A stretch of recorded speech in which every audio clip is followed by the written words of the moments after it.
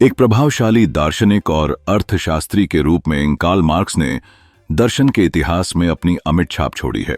उनके विचार न केवल उनकी जिंदगी में लोकप्रिय हो गए थे, बल्कि आज भी हमारे समाज और अर्थव्यवस्था पर गहरा असर डालते हैं।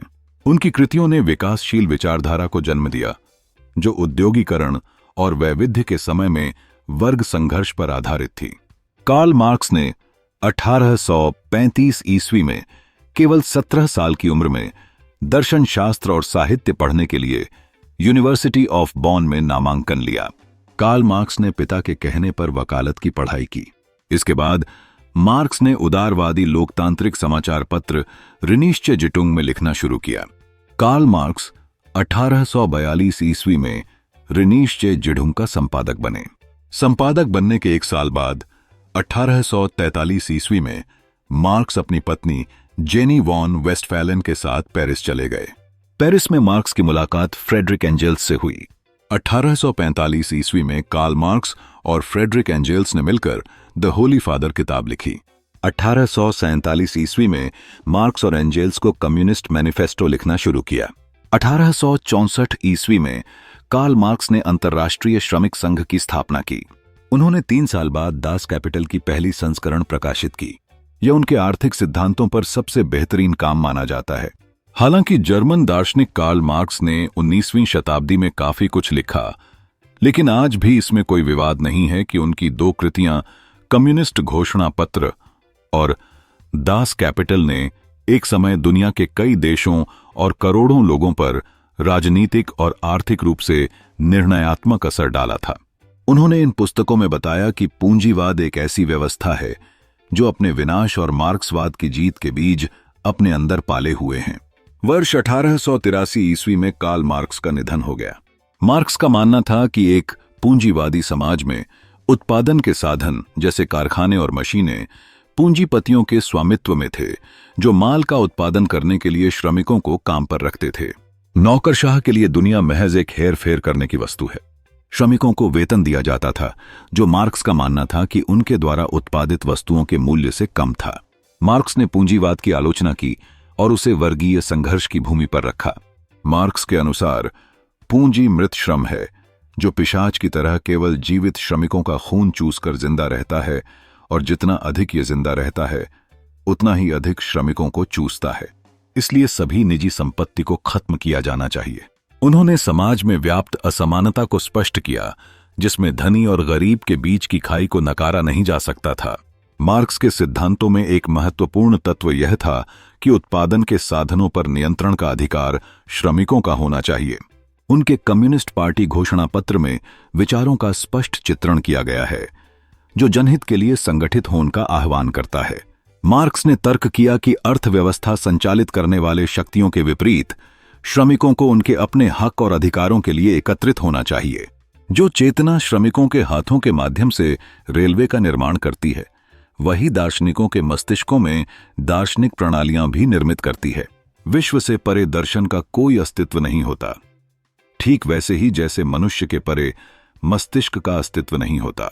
कार्ल मार्क्स आह्वान करते हैं कि आ जाओ, अब हम बीहड़ और कठिन सुदूर यात्रा पर चलें, क्योंकि छिछला, निरुद्देश्य और लक्ष्यहीन जीवन अब हमें स्वीकार नहीं। हम ऊँघते हुए, कलम घिसते हुए उत्पीड़न और लाचारी में नहीं जिएंगे। हम आकांक्षा, आक्रोश, आवेग और अभिमान में जिएंगे। हम असली इंसान की तरह जिएंगे। उनकी विद्यमान दृष्टिकोण में यह निहित है कि श्रमिक वर्ग की एकता ही अंतिम लक्ष्य मार्क्सिज्म के सिद्धांत को हासिल करने की कुंजी है। मार्क्स ने कहा था, दुनिया के सारे मजदूर एक हो जाओ। तुम्हारे पास खोने को कुछ भी नहीं है सिवाय अपनी जंजीरों के। मजदूरों के पास अपनी जंजीरों के अलावा और कुछ भी खोने को नहीं है, और उनके पास जीतने को पूरी दुनिया है। मार्क्स के कार्यों का असर न केवल विशिष्ट समाजों में बल्कि समस्त विश्व में फैला। 20वीं सदी में मार्क्सवादी विचारधारा की लोकप्रियता ने कई देशों में क्रांतिकारी आंदोलनों का स्वरूप दिया। मार्क्स की प्रतिष्ठित जीवनी के लेखक ब्रिटेन के फ्रांसिस फीन कहते हैं, मार्क्स ने उस सर्वग्राही पूंजीवाद के खिलाफ दार्शनिक तरीके तर्क रखे जिसने पूरी मानव सभ्यता को घोलाम बना लिया। वे एक सामाजिक और आर्थिक परिवर्तन के लिए प्रेरणा का स्रोत बने, जहां उनके विचारों ने सशक्तिकरण का नारा दिया। जर्मन इतिहासकार अल्ब्रेख्ट रिसल कहते हैं कि भूमंडलीकरण के पहले आलोचक थे मार्क्स। उन्होंने दुनिया में बढ़ती गैर बराबरी के प्रति चेतावनी दी। आज भी 1% आबादी के पास दुनिया की आधी संपत्ति है। हालांकि मार्क्स के कुछ सिद्धांतों पर आलोचनाएं भी हुईं, जिनमें से एक प्रमुख मुद्दा उनके विचारों का व्यावहारिक कार्यान्वयन है। कई देशों में मार्क्सवाद को लागू करने के प्रयासों ने अनपेक्षित कठिनाइयां पैदा की। कार्ल मार्क्स की अर्थशास्त्र, सामाजिक आलोचना और राजनीतिक विचारधारा की गहराई ने न केवल उनके समय में बल्कि आने वाली पीढ़ियों के लिए महत्वपूर्ण संकेत प्रदान किए। उनके कार्यों ने यह दर्शाया कि विचारों की शक्ति समाज को बदलने की क्षमता रखती है।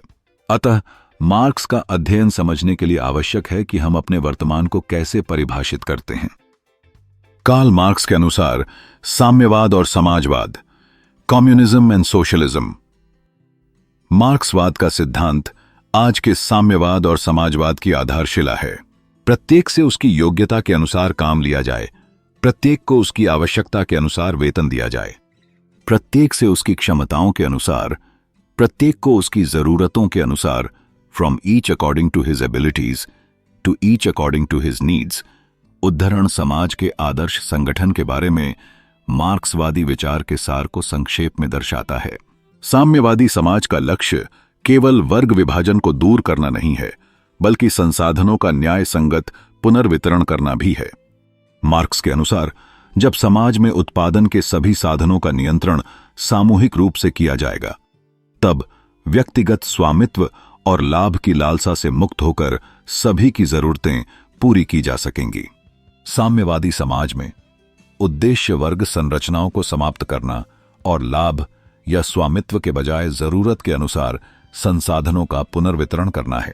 समाजवाद एक संक्रमणकालीन चरण के रूप में अक्सर राज्य के हस्तक्षेप और उत्पादन के साधनों के सामूहिक स्वामित्व के माध्यम से समान लक्ष्यों को प्राप्त करने का प्रयास करता है। कार्ल मार्क्स की critique of the Gotha programme से उद्धृत। यूरोप में एक भूत मंडरा रहा है, साम्यवाद का भूत। A specter is haunting Europe, the specter of communism. Marks के अनुसार साम्यवाद को सभी यूरोपीय ताकतें पहले से ही अपने आप में एक शक्ति मानती हैं। अब समय आ गया है कि साम्यवादियों को पूरी दुनिया के सामने अपने विचार, अपने उद्देश्य, अपनी प्रवृत्तियों को खुलकर प्रकाशित करना चाहिए और साम्यवाद के भूत की इस नर्सरी कहानी का सामना पार्टी के घोषणा पत्र से करना चाहिए। कार्ल मार्क्स और फ्रेडरिक एंगल्स के द कम्युनिस्ट मैनिफेस्टो से उद्धृत। कार्ल मार्क्स के अनुसार इतिहास। हेगेल ने कहीं टिप्पणी की है कि सभी महान विश्व ऐतिहासिक तथ्य और व्यक्तित्व यूं कहें 2 बार प्रकट होते हैं। इसमें वह यह जोड़ना भूल गया, पहली बार त्रासदी के रूप में, दूसरी बार प्रहसन के रूप में। त्रासदी और फिर प्रहसन के रूप में ऐतिहासिक घटनाओं की पुनरावृत्ति पर मार्क्स का अवलोकन इतिहास की चक्रीय प्रकृति पर उनके दृष्टिकोण को उजागर करता है, विशेष रूप से क्रांतियों और सामाजिक परिवर्तनों के संदर्भ में। उनका मानना था कि ऐतिहासिक भौतिकवाद, यह विचार कि आर्थिक कारक बड़े पैमाने पर ऐतिहासिक विकास को संचालित करते हैं, समाजों के उत्थान और पतन का आधार है। समाजों का विकास और उनका पतन अक्सर खुद को दोहराते हैं। उनके अनुसार ऐतिहासिक भौतिकवाद आर्थिक कारकों को सबसे महत्वपूर्ण मानता है, जो सामाजिक परिवर्तन और क्रांति के पीछे छिपे कारण हैं। कार्ल मार्क्स के अनुसार धर्म उत्पीड़ित प्राणी की आह है, हृदयहीन दुनिया की भावनाएं हैं, ठीक वैसे ही जैसे यह अध्यात्महीन परिस्थितियों की आत्मा है। यह लोगों की अफीम है। यह पीड़ितों के लिए सांत्वना का एक साधन बन जाता है, जो वास्तविक समस्याओं पर ध्यान नहीं देने देता और कोई वास्तविक सुधार नहीं होने देता। धर्म सामाजिक बदलाव की आवश्यकता से ध्यान हटा देता है। धर्म को लोगों की अफीम के रूप में संदर्भित करने वाला उद्धरण मार्क्स की धर्म की आलोचना को दर्शाता है। उन्होंने तर्क दिया कि धर्म उत्पीड़ितों के लिए एक मुकाबला तंत्र के रूप में कार्य करता है, जो पीड़ा और असमानता के सामने भ्रामक खुशी प्रदान करता है। वास्तविक सामाजिक मुद्दों को संबोधित करने के बजाय धर्म भौतिक और सामाजिक परिवर्तन की आवश्यकता से ध्यान हटाता है। कार्ल मार्क्स के अनुसार क्रांति और विद्रोह। साम्यवादी क्रांति से शासक वर्ग कांप उठें। सर्वहारा वर्ग के पास खोने के लिए अपनी जंजीरों के अलावा कुछ नहीं है। उनके पास जीतने के लिए एक दुनिया है, दुनिया के मजदूरों, एकजुट हो जाओ। कम्युनिस्ट घोषणा पत्र में श्रमिक वर्ग के बीच एकता का आह्वान। दुनिया के मजदूर, एकजुट हो जाओ।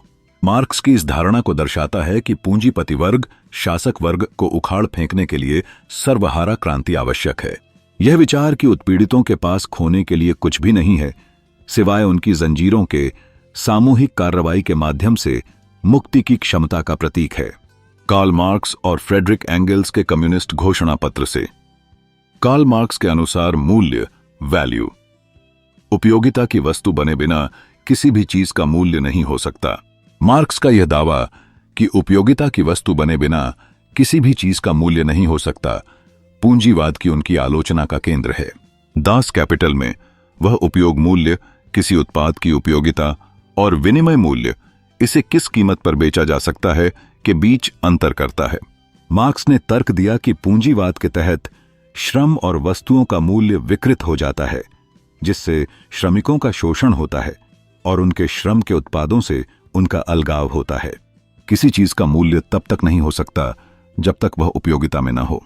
वस्तुओं की उपयोगिता का निर्धारण समाज के आर्थिक ढांचे से होता है, जिससे स्पष्ट होता है कि साम्यवादी दृष्टिकोण केवल उत्पादन के साधनों के सामूहिक स्वामित्व तक सीमित नहीं है, बल्कि एक नई आर्थिक संरचना के निर्माण की आवश्यकता की बात करता है। स्रोत: कार्ल मार्क्स की दास कैपिटल पुस्तक से उद्धृत। कुल मिलाकर मार्क्स के काम ने पूंजीवाद, वर्ग संघर्ष और सामाजिक परिवर्तन के बारे में महत्वपूर्ण सिद्धांतों की नींव रखी। उनका विश्लेषण आर्थिक प्रणालियों, वर्ग संबंधों और सामाजिक न्याय के बारे में समकालीन चर्चाओं में प्रभावशाली बना हुआ है।